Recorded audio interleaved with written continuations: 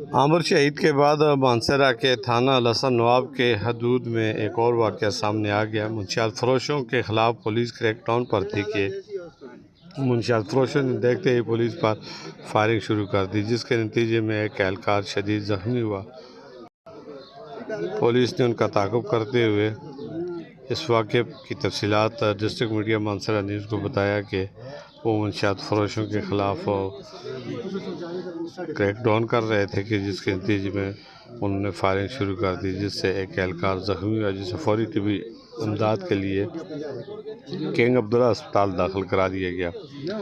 واضح ہے کہ عامر خان کے بعد پولیس پر فائرنگ کا سلسلہ جاری ہے۔ اس طرح کے واقعات کے روک تھام کی ضرورت کو شدت کے ساتھ محسوس کیا جاتا ہے۔ پولیس پر فائرنگ کا واقعہ قابل مذمت بھی ہے، جس پر عوام میں شدید غم و غصہ پایا جاتا ہے۔